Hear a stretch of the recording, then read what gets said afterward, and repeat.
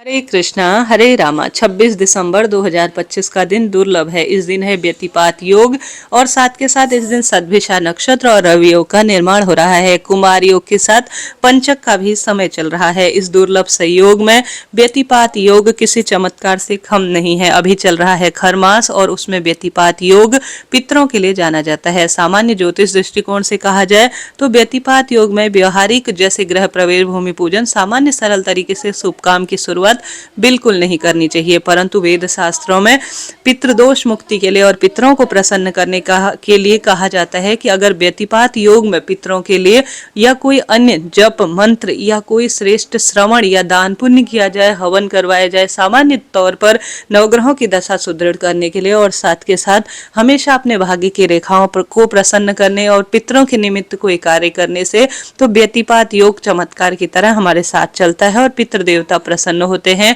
बराह पुराण में ऐसा वर्णन मिलता है कि जो हम सभी कार्य करते हैं, जैसे सूर्य ग्रहण के समय कोई दान पुण्य किया जाए तो वह 1 करोड़ गुना फल देने वाला होता है, तो 1000 करोड़ गुना फल देने वाला कार्य होता है। अगर हम इस समय अर्थात व्यतिपात योग में कोई श्रेष्ठ दान पुण्य, जप, पूजा पाठ, पितरों के निमित्त कोई कार्य करते हैं तो 1000 करोड़ सूर्य ग्रहण के समय दान पुण्य का जो फल मिलता है वह मात्र व्यतिपात योग के श्रेष्ठ कार्य में हमें प्राप्त हो जाता है। साथ के साथ शास्त्रों में तो यह भी वर्णन मिलता है कि 1000 अमावस्या का दान पुण्य, पूजा पाठ का, पितरों के निमित्त तर्पण का एक साथ फल मिल जाता है जो भी व्यक्ति व्यतिपात योग में कोई श्रेष्ठ कार्य अपने पितरों के निमित्त करता है। 2025 में 26 दिसंबर 2:01 से व्यतिपात योग शुरुआत हो रही है और 27 दिसंबर 12:22 के आसपास व्यतिपात योग का समापन होगा। ऐसे में खूब आपके पास लंबा समय है जब आप पितरों को प्रसन्न कर सकते हैं।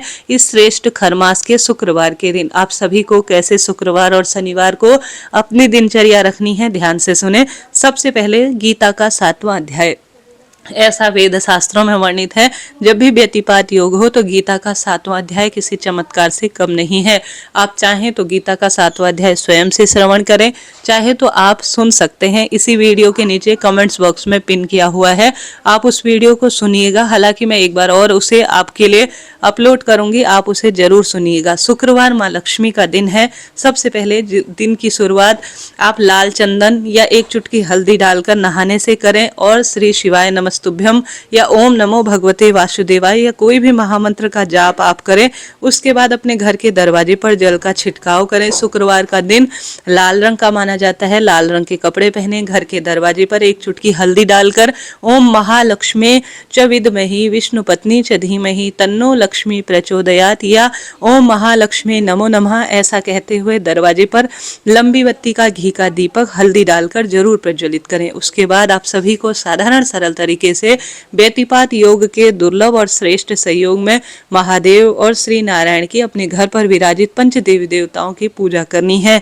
व्यतिपात योग में इस श्रेष्ठ कार्य आपके जीवन से सभी दुख, पीड़ा, शंका, कष्ट का निदान कर सकता है। वह उपाय है एक दीपक का उपाय और जलदान का उपाय। आप जानते होंगे पितरों के निमित्त जैसा कि शास्त्रों में वर्णित है 1000 सूर्य ग्रहण में जो जब तब दान पुण्य किया जाता है उसका एक बार में फल मिल जाता है। व्यतिपात योग में किए गए सत्कर्म से 1000 अमावस्या पर जो हम सत्कर्म करते हैं उसका एक बार में ही फल मिल जाता है व्यतिपात योग में। तो सबसे पहला कार्य सूर्य भगवान को जल और लक्ष्मी माता के निमित्त घर की अच्छी साफ सफाई और साथ के साथ पितरों के निमित्त दान पुण्य का काम कैसे करना है सुनिएगा। जैसा मैंने आपको विदित कराया, इस दिन आप सभी संभव हो तो आप सभी घर के मंदिर में पंच देवी देवताओं के बाद अपने सुबह जल्दी उठकर ब्रह्म मुहूर्त में एक जल का लोटा लीजिए।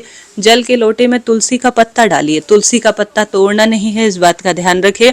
झड़ा हुआ तुलसी का पत्ता या भगवान को समर्पित किया हुआ तुलसी पत्ता जल के लोटे में डालें। ओम सर्व पितृ देवाय नमो नमः कहते हुए आप सभी साथ में एक लंबी बत्ती का दीपक लीजिए। जल के लोटे में गंगा जल डालें, कुशा घास डालें और जौ डालें और साथ के साथ गंगा जल इत्यादि डालकर आप इनमें से 1-2 वस्तु, काला तिल इत्यादि मिल जाए तो बहुत ही बढ़िया है, आप जल के लोटे में डालें। अपना मुख दक्षिण दिशा की ओर रखें और आप सभी साधारण सरल तरीके से मैं जो बतला रही हूँ इसे आप कोई भी कर सकते हैं, ज्यादा इसमें कठिनाई नहीं है। पितरों का ध्यान करें और जल का लोटा दक्षिण दिशा की ओर मुख करते हुए आप सबसे पहले अपने घर की रसोई में या जहां पर भी आपके घर पर पितरों का स्थान है दीप दान करें। उसके बाद आप जल दान करें। ऐसी मान्यता है जब बहुत सुंदर रूप में आप तर्पण नहीं कर सकते, ब्राह्मण भोज नहीं करा सकते और बहुत बड़ा कोई पितरों के निमित्त अनुष्ठान या कुछ कार्य नहीं कर सकते हैं, तो हर एक महिला पुरुष को व्यतिपात योग के दुर्लभ संयोग में मात्र लंबी बत्ती का दीपक, जहां भी आपको लगता है मेरे पितरों का स्थान है घर पर, काला तिल डालकर लंबी बत्ती का दीपक लगा दीजिए और जलदान कर दीजिए। जो सामग्री मैंने बताई उसे सामान्य रूप से दक्षिण दिशा की ओर मुख करते हुए पितरों का ध्यान करते हुए दीपदान रूप में प्रयोग करें। साथ के साथ अन्न का दान व्यतिपात योग में बहुत शुभ माना जाता है। कोई भी वस्तु जो भी आपके पास है, जैसे चींटी, चिड़िया, कबूतर के लिए, मछलियों के लिए आटा इत्यादि, उनके स्थान पर आप डाल दीजिए।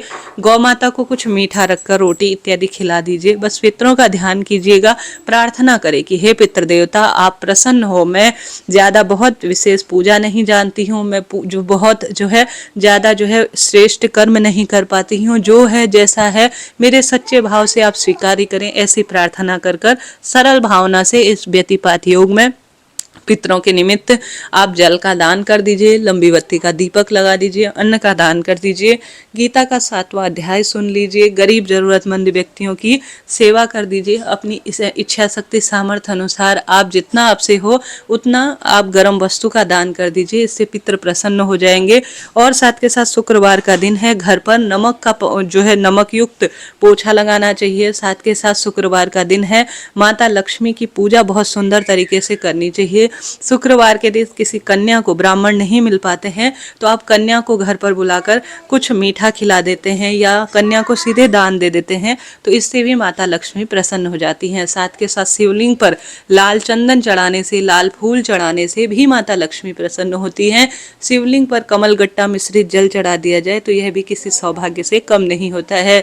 तो आप सभी को नवग्रहों की दशा सुदृढ़ बनाने, सांसारिक, मानसिक, आर्थिक कष्ट बंधनों की मुक्ति के लिए व्यतिपात योग के दुर्लभ संयोग में शुक्रवार की श्रेष्ठ तिथि पर, कुमार योग के निर्माण पर, रवि योग के निर्माण पर, सद्विषा नक्षत्र के श्रेष्ठ दुर्लभ संयोग पर सरल सरल से काम जो है जरूर करने हैं। कोशिश करें व्यतिपात योग में कभी भी किसी पेड़ की पत्ती ना टूटे, प्याल है संतामसिक चीजों का सेवन ना करें, किसी को अपना धन आप ना दे। जैसे कोई मांगने आते हैं तो शुक्रवार के दिन धन को उधार देने से बचना चाहिए।